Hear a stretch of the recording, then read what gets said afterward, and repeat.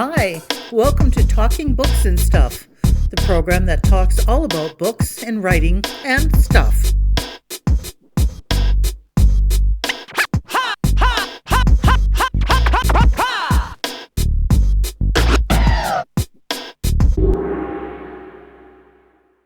Here's your host, Dennis Rimmer. And this is Talking Books and Writing and Stuff. Today we're talking about books and writing and possible TV series, etc. with Ron Bass. He's all about that bass, not baseball, from Milton, Ontario. But Mr. Bass, thank you again for having some time out of your busy writing life to discuss Scandal at the Savoy and other books with us today. Well, thank you, Dennis. It's a pleasure to be here. It's always a pleasure to talk to somebody who wants to talk about books. That's what I figured. That's why I do this. The only thing not everybody wants to do it, so it's a pleasure to get to shoot my mouth off about Priscilla and the Savoy novels. Well, that's what I've noticed is that actually, in my experience, writers like to talk because no one ever talks to them because they're hidden away in their back room somewhere all the time. But Ron Bass. Well, I think these days there's a dichotomy, isn't there? There are the writers who believe that once they write the book, the job is done, and they don't like to shine a light on themselves particularly. And then there are other writers like Prudence, Emery, and myself who realize that the only way to sell these books in this day and age is to get out there and get all the attention you can. So I've so far resisted walking down Yonge Street in Toronto naked with a sandwich board on, but I'm open to the possibility. Hey, whatever it takes, right? Exactly. But talking to you today is a good start. I hope so. Okay, we're talking with Ron Bass. He and Prudence Emery have now stitched together, I guess 3 books in this series, all about the Savoy and Priscilla Tempest. But Ron, let's go back a bit. Your early days, according to what I've found out, you actually wanted to be a cartoonist. Is that right? As a kid, I did want to be a cartoonist. I was very much influenced in those days by the adventure strips that were still running in newspapers. Milton Caniff was my hero. Who I don't know how familiar you are with the comic strips of that era. Steve Canyon. He was Steve Canyon, absolutely, and before that, Terry and the Pirates. I was a big fan. I created my own comic strip back then. My early rejections, in fact, got me set up for a future life. My early rejections were cartoons. I sent cartoons to everybody. Look magazine, Saturday Evening Post. I believe I even sent them off to the New Yorker. So I got very nice rejection letters when I was about 14 years of age. It was very helpful in later life. I'll tell you what put me off cartooning was the fact that I was also interested in writing, but I got a job. First of all, when I was about 15 years of age, I got a job at a weekly newspaper in Brockville, where I was growing up. And I then got a job writing a youth column for the daily newspaper in Brockville, the Recorder and Times. And when I looked around, I thought, I've never sold a cartoon, but now I've got a job working for a newspaper, a daily newspaper. Right. So I quickly decided that was the better path to take. And here we are today. So before we get into the Scandal at the Savoy and the Savoy series, I have to talk about the fate of newspapers today. What's your take on all of that? I guess it might be a pretty sad time for most newspaper veterans. Well, yeah. I mean, I was at the last paper I worked. I worked for 5 or 6 newspapers from the time I was about 16 years of age until I left the Toronto Star when I was the movie critic there. I would never have thought that those days were going to be regarded as kind of the last golden moments of newspaper journalism.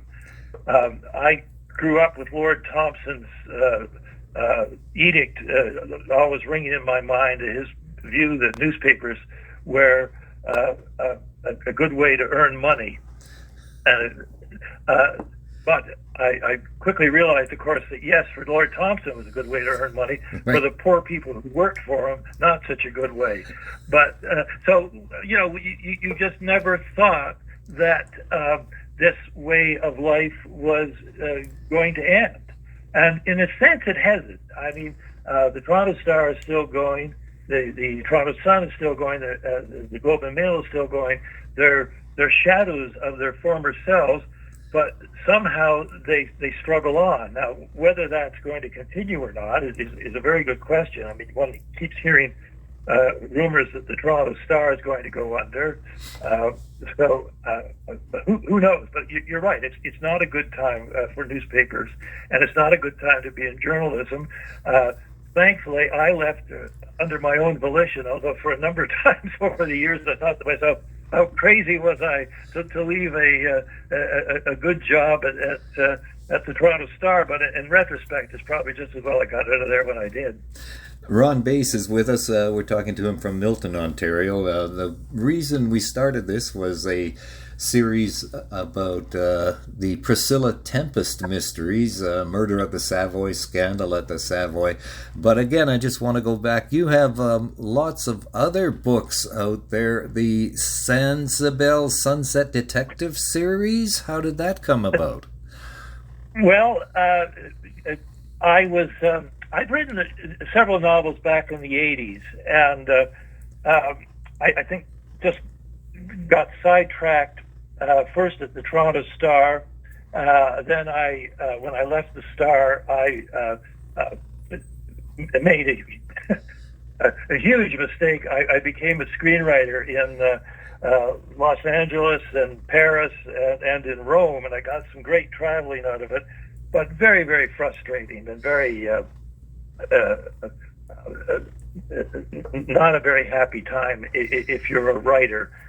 And my brother introduced me to Sanibel Island, which is one of the the barrier islands off the west coast of Florida.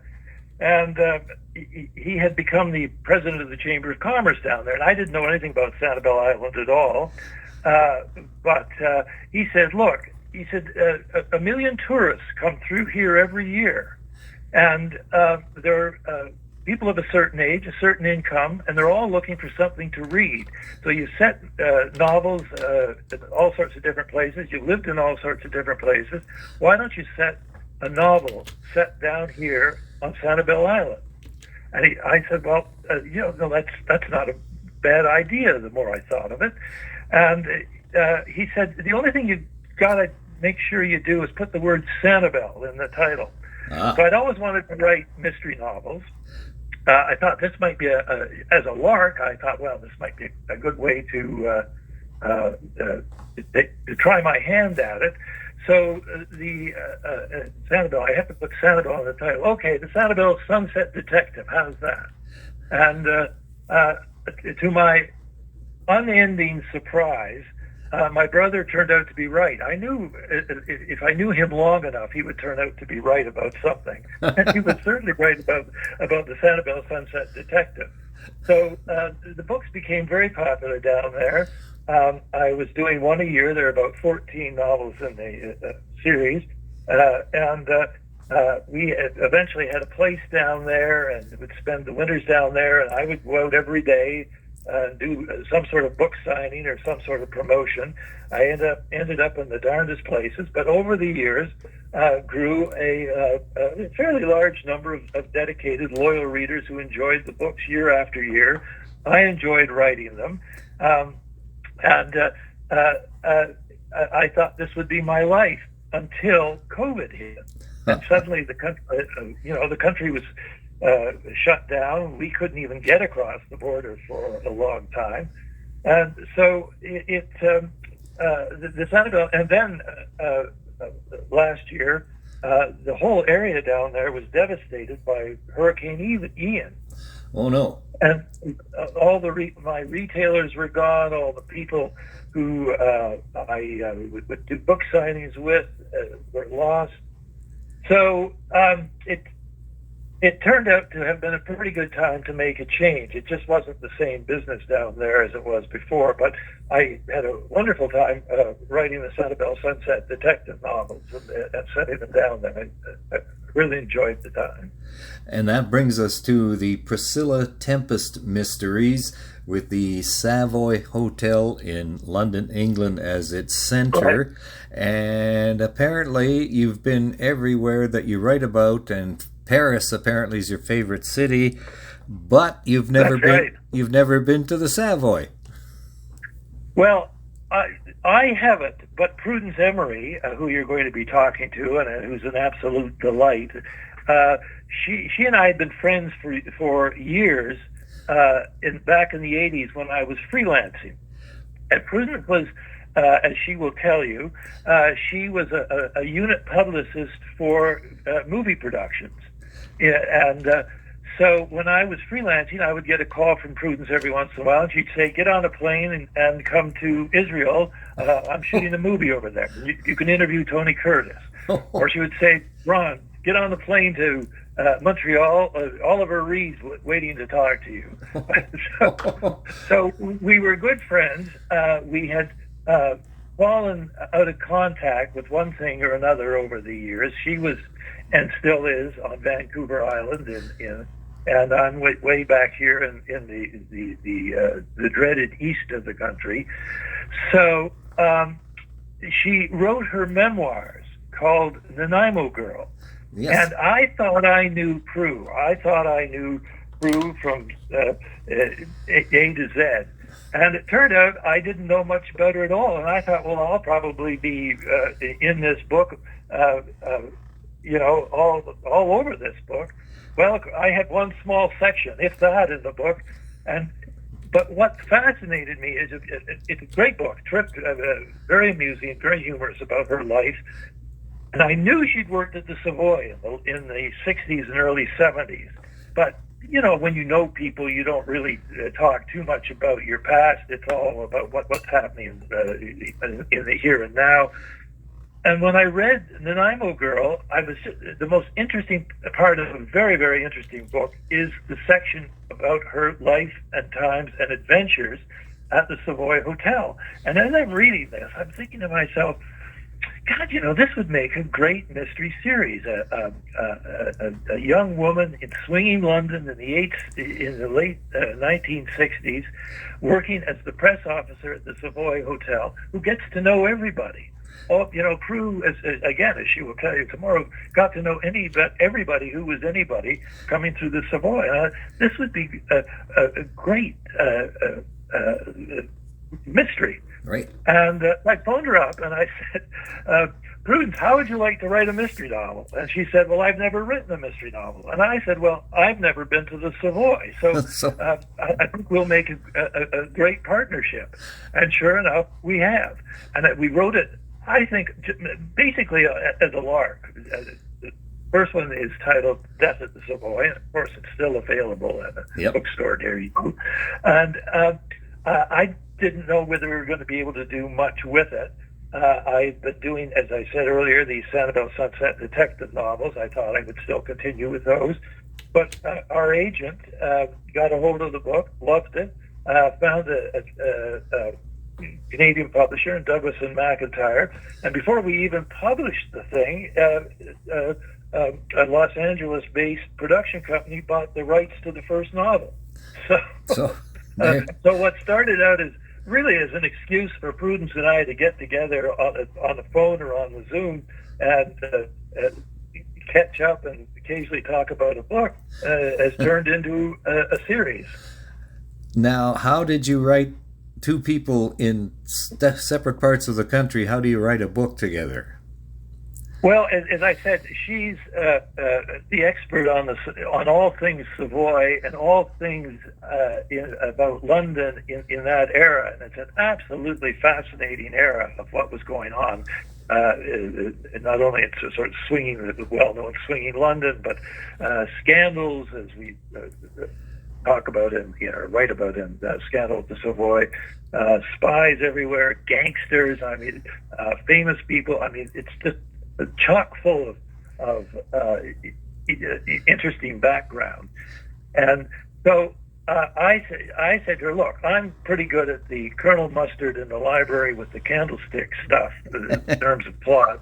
Yep. And you're pretty good with Savoy and Priscilla. Priscilla is very much Prudence's creation. I say, people ask me about this partnership, and I say, well, to show you what kind of partnership we've got, she came up with the name Priscilla, I came up with the name Tempest. So I send her a bunch of stuff. In fact, we're just working on the fourth novel in the series, and I'll send her a chunk of stuff. She'll go through it, make corrections, add her bit to it, make Priscilla more like Priscilla should be, send it back to me again. And it's worked out marvelously so far. So we're, as I say, just writing the fourth novel. We now have a very excited French publisher who is publishing the books. The first book was a bestseller in France earlier this year, and they're just about to bring out the second one in the fall. So,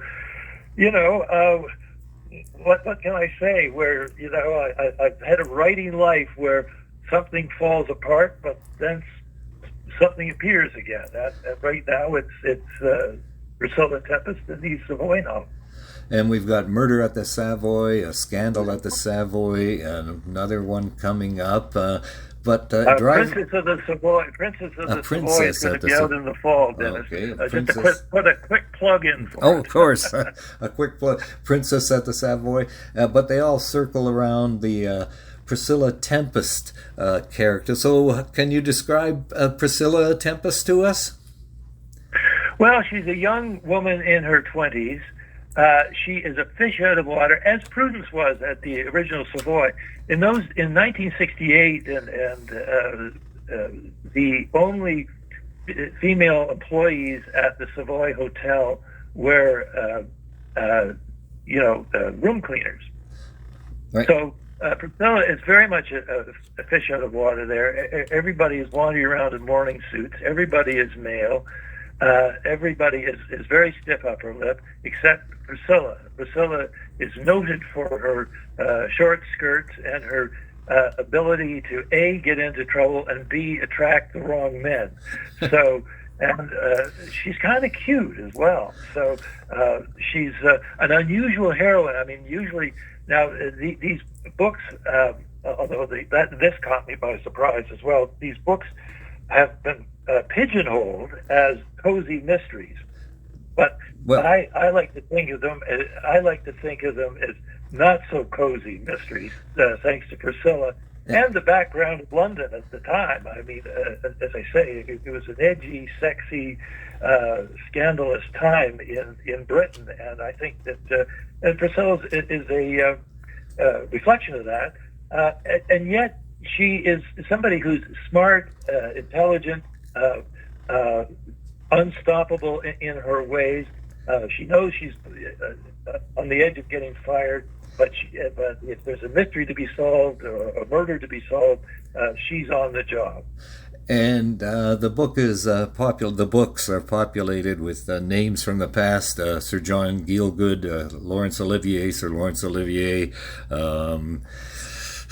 David Merrick, the Broadway producer. Now, are all these people that were talked about in the the Savoy series, are they all now dead? Yes. So that's how you could get away with it? Well, yes. I think that again, you've got to keep in mind that we're talking about another era entirely here. The Savoy was a much different hotel. The celebrities of the day were obviously much different. Most of the people from that who are famous in that era are long gone now. So using the mantra that you can't libel the dead, we've got pretty free access to a lot of those celebrities, and that's part of the fun of writing these books. I mean, both Prudence and I run into an awful lot of real life celebrities over the years. I wrote a lot of celebrity profiles when I was in journalism. Prudence obviously not only met everybody at the Savoy back in the day, but in doing 120 or so movies as the unit publicist, she ran into just about everybody as well. So we've got lots of experience with celebrities, and it's just a whole lot of fun fictionalizing them and having them come to the Savoy.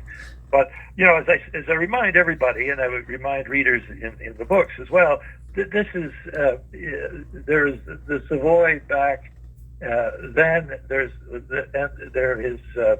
the Savoy that is now, which is a much different hotel than it was back then. I'm just reading Scandal at the Savoy, and in the how can I put this delicately? In the opening pages, Priscilla Tempest gets banged by a Canadian Prime Minister who is no longer with us. So, is that kind of the life she leads? Well, exactly. Although I wouldn't put it quite so rudely as banged. I would say that a night of love ensues between Priscilla and Pierre Trudeau. Now, the interesting thing about that is I thought that for sure we might run into trouble with the Canadian publisher, Douglas and McIntyre, using Pierre Trudeau. They never said a word. However, the French publisher wanted the name changed. They were nervous about being somewhat, I guess, indelicate to a real life prime minister. Even though, as I tried to point out to them, Pierre Trudeau is long since gone, and he was certainly known as a man about town, as he was Canada's ultimate swinging bachelor, and had all sorts of affairs with all sorts of women when he was single. So, it's hardly that we made up a personality for him. However, the French were insistent that we change his name, and sure enough, so we've changed his name. Well, for the French edition. For the French edition. Oh, good. Yeah.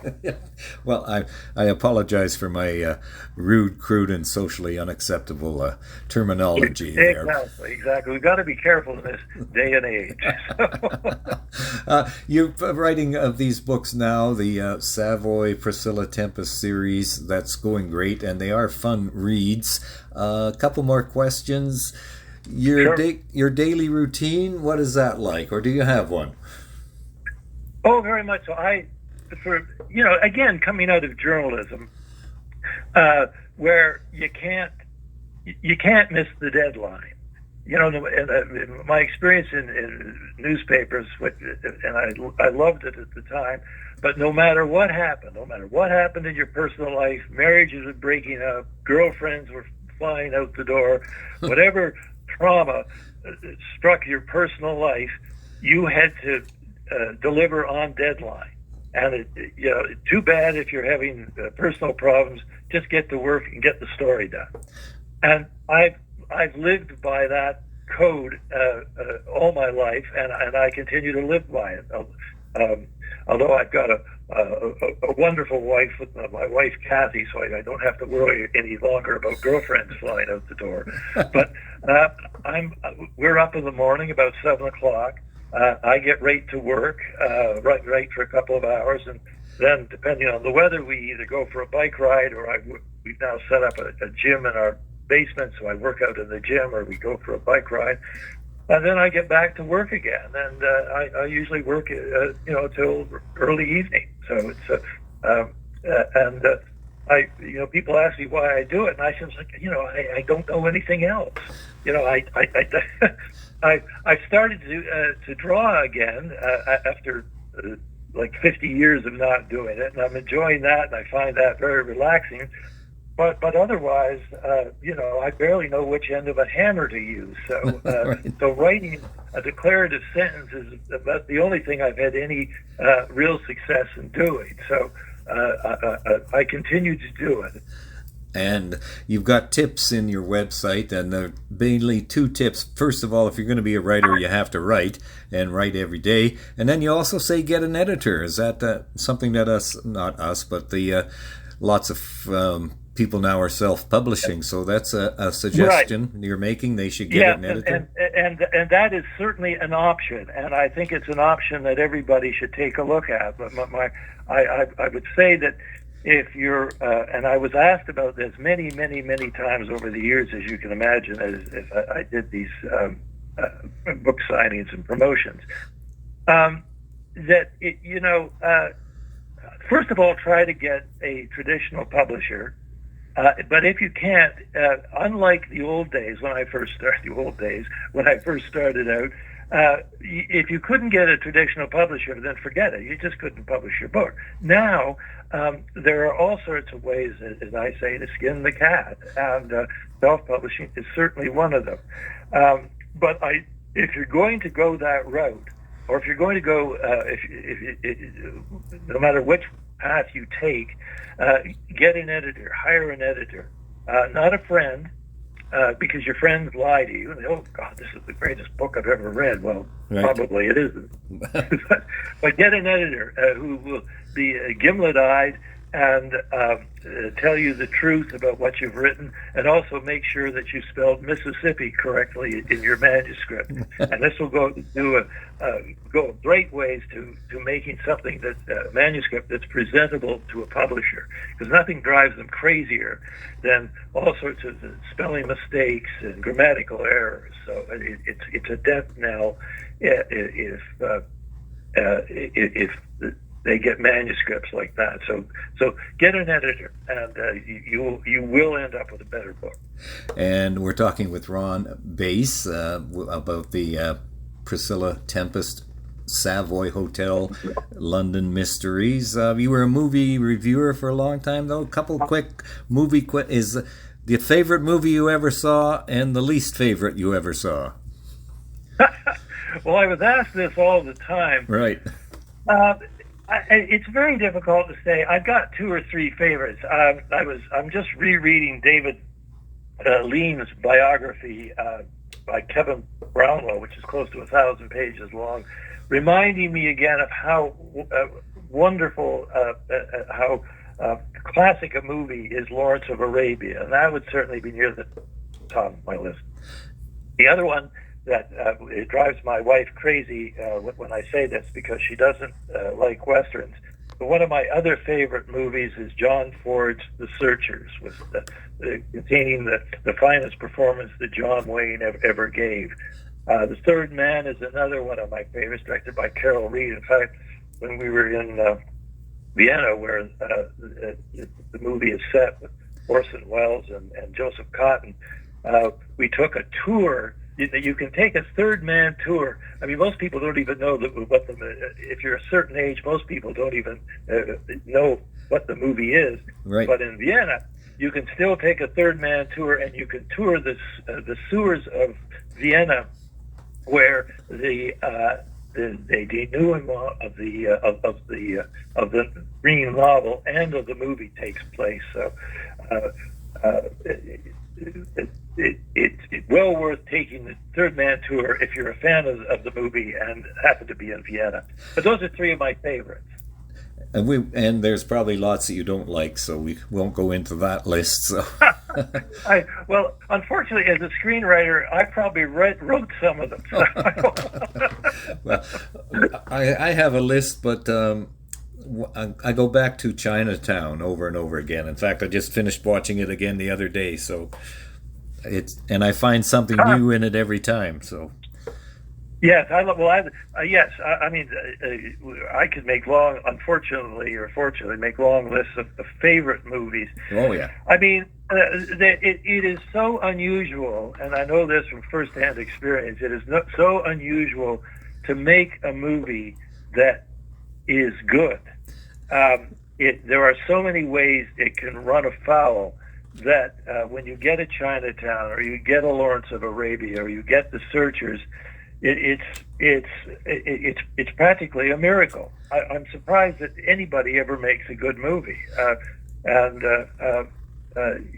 there's so many chefs in the right putting together the recipe that and so many ways it gets messed up. Money and everybody's ego and all sorts of things that go on. That to have a great movie, never mind a good movie, but a great movie is remarkable. And unfortunately, they are fewer and fewer and further between. Although I still go to the movies, Kathy and I still like to go to the theater, get our popcorn, and sit in the dark and watch the light at the end of the tunnel. I still enjoy it. Well, I think at our house we watch a movie a night pretty much on one of the many streaming services that are out there. So, and we can catch up on old ones and find new ones. And let's see. Yeah, like William Goldman once said, the famous screenwriter said something about Hollywood. Nobody knows anything. So absolutely. The trouble is, William Goldman was absolutely right. And I met him a number of times, but he was absolutely right. Except the difference is everybody thinks they know everything. Oh. As I've often said when I was writing screenplays, I soon became the dumbest guy in the room. That everybody knew exactly what was wrong with the script and how to fix it, except me. And so there's no lack of confidence about what people think should be done. The problem is that they're usually wrong, and you only have to see the numbers of movies that are out today to see the validity of that statement. And one more, just before we go, you've got a spy novel coming out. Oops. I'm sorry? You got a spy novel coming out, The Canadian? When is that coming out? Oh, The Canadian. Well, that's in the drawer at the moment. We've sort of been overwhelmed by these Savoy novels. I must say I never expected to be working on a fourth novel when we started this out. So I'll get my agent to listen to this and tell him to get The Canadian out there. But yes, right. there is a spy novel with a Canadian spy. My favorite authors or among my favorite authors are Jean Le Carré and Len Deighton, and I love the kind of spy novels that Len Deighton did, and so the Canadian is a kind of homage to what became in the movies, the Harry Palmer characters. Yeah. But yes, you remind me to get my agent to work on that book. Okay. Well, thank you. We will. And that's Ron Bass talking about the Priscilla Tempest mysteries, all about stuff that goes on at the Savoy. We've got Murder at the Savoy, Scandal at the Savoy, A Princess at the Savoy. So get out there and buy them all, read them all, and then tell us all about them. So Ron, thank you very much for your time today. Thank you, Dennis. It's a pleasure talking to you. And this is part 2 of our Talking Books and Writing and Stuff chat with Ron Bass and now Prudence Emery, talking about Death at the Savoy, Scandal at the Savoy. There's another Savoy book coming out, Princess at the Savoy. But all of this is sort of based on the memories and experiences and knowledge of Prudence Emery, who at one time worked at the famous Savoy Hotel in London. So, Prudence, thank you for joining us today. Thank you for having me. Now, what is the Savoy Hotel? How do you describe it to people? The Savoy Hotel is one of the world's top luxury hotels, which has been running since the late 1800s, and on land that was previously owned by Count Peter of Savoy. So there's a statue of him at the entrance of the Savoy. And I think that's what else do you want to know? Now, it's in London, but exactly what part of London? Okay, it's in London on the Strand on one side and the Thames on the other, right in the central part of London. And just up Trafalgar Square. Ah, okay. And I know. And by the way, it's pronounced Savoy, not Savoy. Oh, Savoy, of course. Yeah. Yes, it's the Savoy Hotel. Well, we have to learn these things out here on the That's prairies. Okay. So you were involved in public relations and things like that. Were you not at the Savoy Hotel? Yeah, well, good for you. Yes, I lived in London before and went to art school. And I worked at Expo 67, and after Expo in Montreal, I thought I'll go to London for a month, see all my friends, and I ended up staying 5.5 years. I ended up getting a job at Savoy through no direction of my own. It just was offered to me, so I said, oh, okay. And that's how I got it. And what exactly was your role at the Savoy? I had a card, a very smart card that said Prudence, Emery Press and Public Relations Officer. Bit pompous, but that's what they gave me. So I was essentially the PR person. And you were there for what, 5.5 years or so? Yep. Now exactly 68 to 73. 68 to 73. What exactly on a day-to-day basis did you do? Now there's a question. Every day would vary.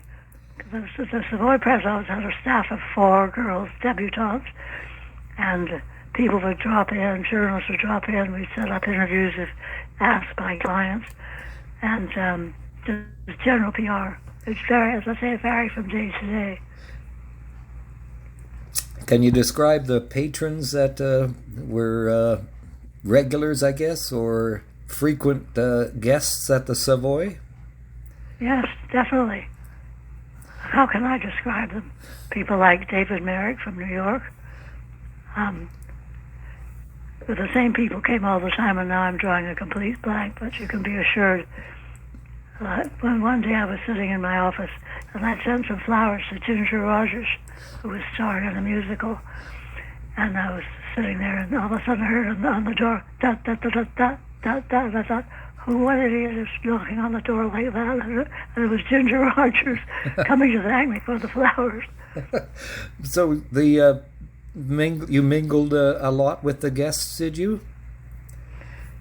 Yes. Well, it depends who the guests are. Generally, we mingle with them in a working situation.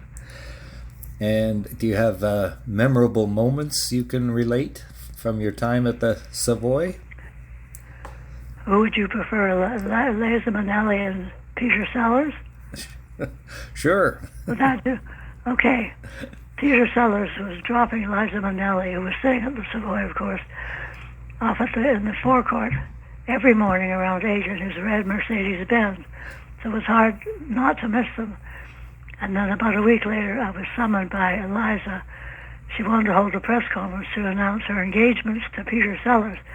And we met in the grill, and she read it to me. I said, does Sellers know this? He said, he wrote it. I said, okay. So I phoned Fleet Street, which was then the real Fleet Street, and organized a river suite. And soon it was jammed with cameras and everything that needed to cover a press conference. Liza Minnelli read out the statement and left and started walking down the hall. And so the journalist followed her, and she ran into her godmother. Remember who wrote the book? Louisa de Waldorf. Anyway, she's famous for writing a child's book. And they went down the hall, and I was in front of the line saying, no pictures in the foyer, because we had a strict rule. If you're there with your mistress, you don't want to be photographed, right? So I'm at the front of the line saying, no pictures in the foyer. And Liza and her aunt are kicking their legs up and saying, no pictures in the foyer. So they're dancing down the hall, and I'm leading this line of jabbering journalists.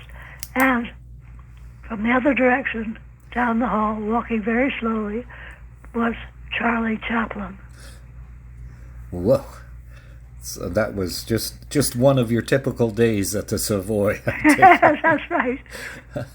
So you're writing this series with Ron Bass. Now, how do the two of you write one? How do two people write one book? What kind of schedule do you guys have? Crazy. No, Ron. Did he tell you our background? Yes, a little bit about how he was in Toronto and you were in the film industry, and yep. Okay, so Well, I'm in Victoria and he's in Milton, Ontario, so we're 3,000 kilometers apart. So we kind of both write something, and then he'd pick it up and turn it into a good book. And you have the Scandal at the Savoy and Death at the Savoy, and now there's one coming out soon, Princess at the Savoy. So they're all about Princess at the Savoy. Yes. Now, who is the main character? Is Priscilla. Now, can you describe Priscilla Tempest to us? Priscilla is indescribable. No, I'm kidding. She's an adventurous, rambunctious Canadian who somehow landed a job at the Savoy, and from whom Ron derived his inspiration for the character, which in turn was derived from me, I'm happy to say. But Priscilla's much better looking. So there's a little bit of you in Priscilla, is there? I would say so, yes. Oh, good. Ask Ron. Yeah, I'll ask Ron next time I talk to him. So one more question before we go. Thank you for your time. But you have a memoir out, a Nanaimo Girl. That's what Ron read that inspired him to create Priscilla Tempest. So the one book... It's called Nanaimo Girl. So I was born in Nanaimo, and even though I didn't live there after grade 9, I figure that your childhood surroundings are really what make you in the end. You know, all the stuff you learn as a kid. So it isn't all based in Nanaimo, but I called it Nanaimo Girl just because it seemed to fit. That's great. And that was the first one I wrote. Then the next one, Ron called me. I know he wrote. Said, "How'd you like to write a murder mystery with me?" I said, I haven't a bloody clue how to do that. So yes, and that's how we started. And that's how we started, and that's why we have what we have today. The books about Priscilla Tempest Mysteries. And we'll say the inspiration, or one of the main inspirations, has been and is Prudence Emery, who has been with us right now. So, Prudence, thank you very much, and continued good luck with the series, and stay in good health out there in Victoria for us. Thank you. Thank you for visiting with us today. This is Talking Books and Stuff with Dennis Rimmer. Contact him at dennis@talkingbooks.tk. Thank you, and may all the good news be yours. Oh, and don't forget to check out his book, The Great Canadian Notebook, available across Canada and at amazon.ca.